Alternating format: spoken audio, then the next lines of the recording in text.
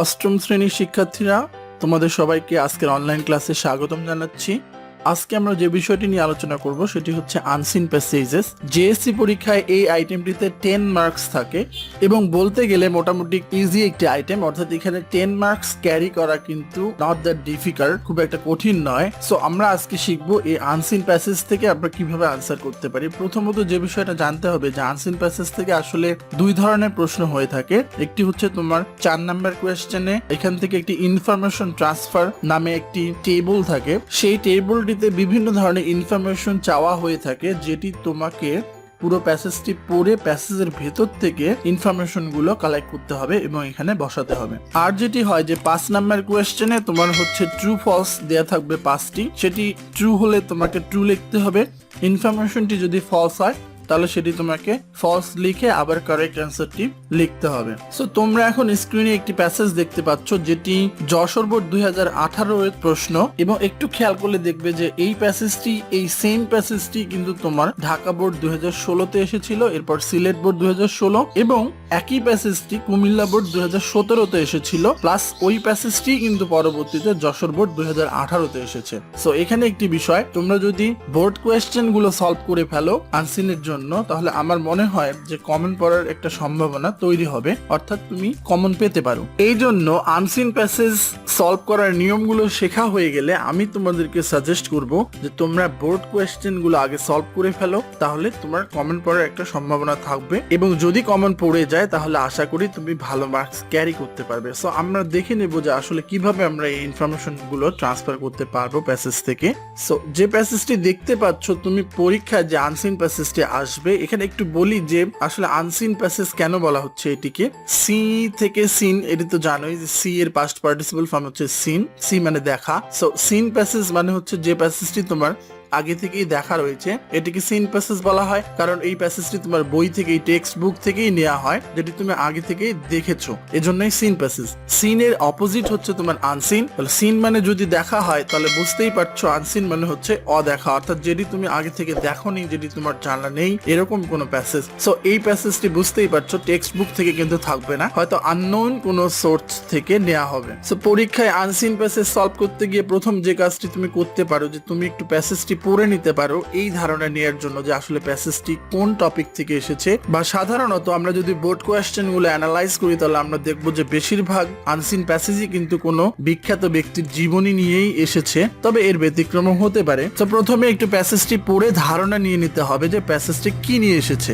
So আমরা স্ক্রিনে যে প্যাসেজটি দেখতে পাচ্ছি, আমরা একটু প্যাসেজটি পড়ি। Captain Mohiuddin Jahangir was an officer in Bangladesh army during the 1971 liberation war, অর্থাৎ যুদ্ধের সময় মহিউদ্দিন জাহাঙ্গীর বাংলাদেশি আর্মিতে একজন অফিসার হিসেবে কর্মরত ছিলেন। He was born on 7th March 1949 at Rahimganj village under Babuganj upazila in Barishal district, অর্থাৎ তিনি বরিশাল জেলার বাবুগঞ্জ উপজেলার রহিমগঞ্জ গ্রামে 1949 সালে 7ই মার্চ জন্মগ্রহণ করেছিলেন। সো আমরা বুঝতে পারলাম যে এই প্যাসেজটি হচ্ছে আমাদের 7 জন বীর শ্রেষ্ঠের একজন ক্যাপ্টেন মহিউদ্দিন জাহাঙ্গীর সম্পর্কে। আমরা যারা খুব ফাস্ট রিডিং পড়ে বুঝতে পারো তাদের জন্য বলবো যে তুমি পুরো প্যাসেজটি পড়ে নিতে পারো একবার, আর যারা খুব স্লোলি পড়তে হয় তাদের জন্য আমি বলবো পুরো প্যাসেজটি আগেই পড়ার দরকার নেই, তাহলে তোমার অনেক টাইম কিল হবে এখানে।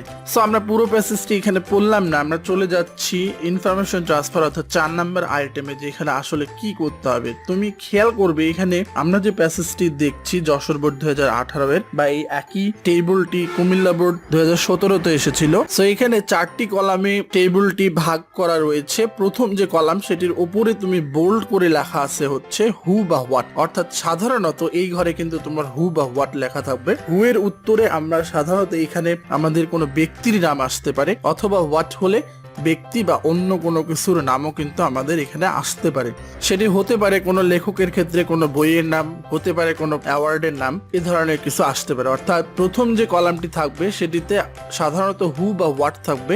আমাদের এখানে আমরা মনে রাখবো যে আমার উত্তর এই ঘরে, এই কলামে যদি কোথাও ড্যাশ থাকে তাহলে আমার উত্তরটি কোনো ব্যক্তি বা বস্তুর নাম আসবে। এর পরের ঘরটি হচ্ছে ইভেন্ট বা অ্যাক্টিভিটি নামে থাকে। সো ইভেন্ট বা অ্যাক্টিভিটি মানে হচ্ছে তোমার ঘটনা বা কাজ, অর্থাৎ এইখানে আমার হচ্ছে যে পাশে যে সাল দেয়া থাকবে, যে সেই সালে কি ঘটেছিল, আসলে ওই ব্যক্তির জীবনে কি ঘটেছিল, বা ব্যক্তি না এসে যদি অন্য কোনো কিছু নিয়ে প্যাসেজটি এসে থাকে, সেক্ষেত্রে আমরা দেখবো যে আসলে ওই সালে ঘটনাটা কি ছিল সেটি আমাদেরকে এখানে লিখতে হবে। এবং ইভেন্ট বা অ্যাক্টিভিটি লিখতে গিয়ে একটি জিনিস আমরা মাথায় রাখবো, সেটি হচ্ছে যে ইভেন্টের ঘরে যদি কখনো ড্যাশ থাকে তাহলে আমরা আনসারটি সবসময় ভার্ব দিয়ে শুরু করব। এখানে আমরা যদি উপরের ঘরগুলো দেখি তাহলে প্রথম যে ঘরটি পূরণ করে দেওয়া রয়েছে ছিল হচ্ছে ওয়াজ অ্যান অফিসার, ওয়াজ দিয়ে শুরু, এটি ভার্ব ছিল। অবটেইনড এইচএসসি অর্থাৎ এইচএসসি ডিগ্রি অর্জন করেন, অবটেইন ভার্ব ছিল। টুক অ্যাডমিশন অর্থাৎ ভর্তি হন, এখানে টেক থেকে টুক ভার্ব ছিল।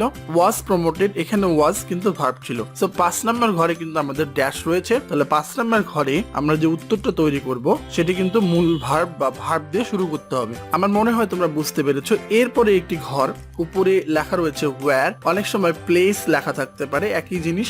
ওয়্যার মানে হচ্ছে কোথায়, প্লেস তো জায়গা, অর্থাৎ এখানে এই ঘরে আমাদের যে উত্তরগুলো হবে সেটা অবশ্যই কোনো জায়গার নাম হবে। আমি লাইনটিকে ম্যাচ করতে গিয়ে, পুরো বাক্যটিকে ম্যাচ করতে গিয়ে যে জায়গাটাতে এই ঘটনাটি ঘটেছিল সেই জায়গাটা আমাকে এখানে লিখতে হবে। আচ্ছা, এই ইনফরমেশন গুলো বসাতে গিয়ে অনেকে একটা মিস্টেক করে থাকো, সেটি হচ্ছে যে পুরো লাইনটি লিখে দিয়ে রাখো উত্তরে, সেটি কখনোই করা যাবে না। শুধু যতটুকু উত্তর চাওয়া হয়েছে ততটুকুই আমাকে স্ক্রিপ্টে লিখতে হবে।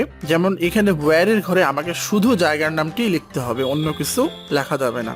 সো আশা করি বুঝতে পেরেছো। এই ঘরে আমরা 1 নাম্বার, 2 প্লাস 3 নাম্বার, 3টি ড্যাশ রয়েছে। সো 3টি ঘরেই কিন্তু আমাদের কোনো জায়গার নাম বসবে। আমরা পুরো লাইনটিকে ম্যাচ করতে গিয়ে উত্তরে যে জায়গার নামটি বসবে সেটি আমরা প্যাসেজ থেকে খুঁজে বের করতে হবে। সো লাস্ট ঘরটি আমাদের হচ্ছে ওয়েন। ওয়েন মানে কখন। যেমন প্রথম ঘরটিতে দেওয়া রয়েছে ইন 1971 অর্থাৎ 1971 সালে। পরের একটি ঘর ইন 1967 1967 সালে। 4 নাম্বার ঘরে কিন্তু ড্যাশ রয়েছে। সো ওয়েন মানে কখন। অনেক সময় ওয়েন না থেকে টাইম লেখা থাকতে পারে, টাইম মানে হচ্ছে সময়। সো এই ঘরে আমাদের সাধারণত কিন্তু একটি সময় বসবে, সেটি হতে পারে কোনো সাল বা কোনো তারিখ। সাধারণত যেহেতু আমরা উপরের ঘরগুলো সাল দিয়ে পূরণ করা রয়েছে, তাহলে আমাদের 4 নাম্বার উত্তরটিও কিন্তু সাল হওয়ার সম্ভাবনাই বেশি। যদি কোনো ক্ষেত্রে একই সাথে প্যাসেজে সাল বা তারিখ দুটি উল্লেখ করা থাকে, সেক্ষেত্রে আমরা দুটিই লিখবো, অথবা আমরা শুধু সালটিও লিখতে পারি। আচ্ছা, এখন যেটা প্রবলেম হয়ে থাকে যে অনেক সময় লাইনটিকে ম্যাচ করতে গিয়ে আমরা কিন্তু যে সালটি এখানে দেয়া থাকে সেটি প্যাসেজে খুঁজে পাই না। প্যাসেজে যদি সাল খুঁজে না পাও, সেক্ষেত্রে আমি বলবো তুমি দুটি ট্রিক এখানে অ্যাপ্লাই করতে পারো। তার মধ্যে একটি হচ্ছে যে সরাসরি সালটি তুমি খুঁজে না পেলে তাহলে বয়সগুলো খুঁজতে হবে, যে প্যাসেজে যে ব্যক্তি সম্পর্কে বলা থাকবে তুমি খেয়াল করে দেখবে যে কোথাও তার বয়স বলা রয়েছে কিনা। যদি বয়স বলা থাকে তাহলে জন্ম সালের সাথে সেটি যোগ করে সালটি হয়তোবা মিলে যাবে। যেমন এক্সাম্পল হিসেবে আমি বলতে পারি এখানে মহিউদ্দিন জাহাঙ্গীর 1949 সালে জন্মগ্রহণ করেছিল।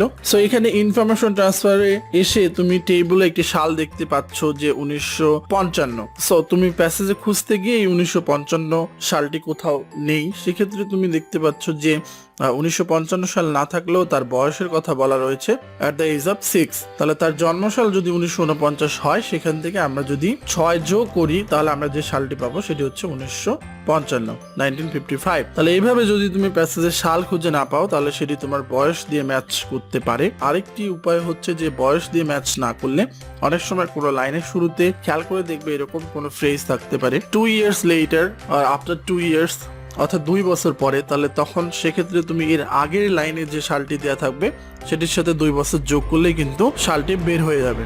অথবা ধরো আগের লাইনে কোনো ইনফরমেশন দিতে গিয়ে একটি সাল ইউজ করা রয়েছে 1971। সো পরের লাইনে বলা রয়েছে next year. So next year মানে কিন্তু 1972, অর্থাৎ প্যাসেজে 1972 কথাটি না থাকলেও তুমি নেক্সট ইয়ার থেকেই তোমাকে বের করে নিতে হবে যে এটি 1972 সাল। সো আশা করি বুঝতে পেরেছো। তাহলে তোমার সাল যদি খুঁজে বের না হয় সেক্ষেত্রে তুমি হচ্ছে বয়স অথবা কিছু ফ্রেজ যেমন 2 years later, 5 years later এগুলো দিয়ে ম্যাচ করে নিতে পারো। সো এইভাবে মূলত ইনফরমেশন গুলো তোমাকে খুঁজে বের করতে হবে প্যাসেজ থেকে। তো তোমরা আজকে এই প্যাসেজটি সলভ করে আমাকে আমার আইডিতে সেন্ড করো অথবা কমেন্ট বক্সে জানিয়ে দাও, আমি তোমাদেরকে উত্তরগুলো সলভ করে দিব।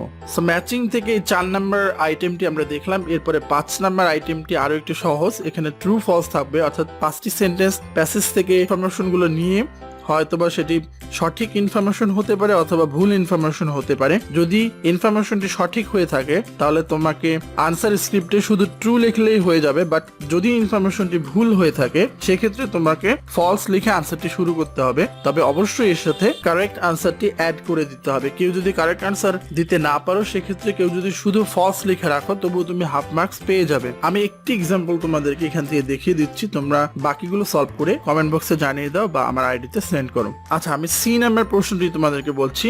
সি নাম্বার প্রশ্ন ছিল he fled away from the warfield. Flee মানে পালানো, ফ্লি এর পাস্ট ফর্ম হচ্ছে ফ্লেড। সো তিনি পালিয়ে গিয়েছিলেন ফ্রম দ্য ওয়ারফিল্ড অর্থাৎ যুদ্ধক্ষেত্র থেকে। আমরা এই ইনফরমেশনটি এখন প্যাসেজে খুঁজবো, তাহলে আমরা বের করতে পারবো যে আসলে ইনফরমেশনটি সঠিক নাকি ভুল। উপর থেকে 6 নম্বর লাইনে তোমরা দেখতে পাচ্ছ sentence, he was an officer in sector 7 of the মুক্তি বাহিনী, অর্থাৎ তিনি মুক্তি বাহিনীর 7 নম্বর সেক্টরে একজন অফিসার ছিলেন। He was given the responsibility to fight at Chapainawabganj border at Rajshahi district. Rajshahi ডিস্ট্রিক্টের চাঁপাইনবাবগঞ্জ সীমান্তে যুদ্ধের দায়িত্বে ছিলেন। On 14 December he was killed in an attempt to break through enemy defenses on the bank of the Mahananda river, অর্থাৎ 14 December তাকে হত্যা করা হয় যুদ্ধক্ষেত্রে।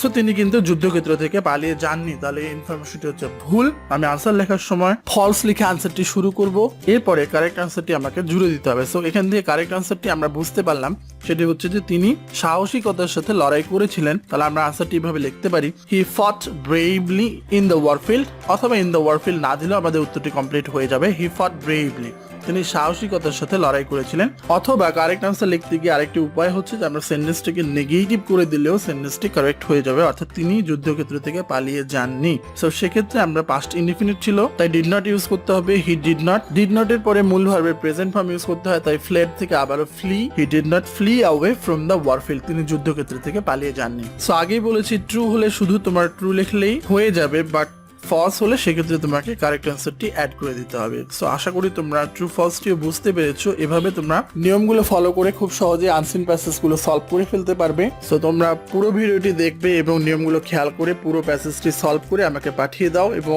পাশাপাশি তোমরা বাসায় বই থেকে আরো বেশি বেশি আনসিন প্যাসেজ প্র্যাকটিস করো। আমরা পরবর্তীতে আবারও কোনো প্যাসেজ নিয়ে ডিসকাস করব। সো সবাই ভালো থাকো, আল্লাহ হাফিজ। সো সেক্ষেত্রে আমরা পাস্ট ইনডিফিনিট ছিল, তাই ডিড নট ইউজ করতে হবে। হি ডিড নট, ডিড নট এর পরে মূল ভার্বের প্রেজেন্ট ফর্ম ইউজ করতে হয়, তাই ফ্লেড থেকে আবারও flee. He did not flee away from the warfield, তিনি যুদ্ধক্ষেত্র থেকে পালিয়ে যাননি। সো আগেই বলেছি ট্রু হলে শুধু তোমার ট্রু লিখলেই হয়ে যাবে, বাট ফলস হলে সেক্ষেত্রে তোমাকে কারেক্ট আনসারটি অ্যাড করে দিতে হবে। সো আশা করি তোমরা ট্রু ফলসটিও বুঝতে পেরেছো। এভাবে তোমরা নিয়মগুলো ফলো করে খুব সহজে আনসিন প্যাসেজগুলো সলভ করে ফেলতে পারবে। সো তোমরা পুরো ভিডিওটি দেখবে এবং নিয়মগুলো খেয়াল করে পুরো প্যাসেজটি সলভ করে আমাকে পাঠিয়ে দাও, এবং পাশাপাশি তোমরা বাসায় বই থেকে আরো বেশি বেশি আনসিন প্যাসেজ প্র্যাকটিস করো। আমরা পরবর্তীতে আবারও কোনো প্যাসেজ নিয়ে ডিসকাস করব। সো সবাই ভালো থাকো, আল্লাহ হাফিজ। সো সবাই ভালো থাকো, আল্লাহ হাফিজ।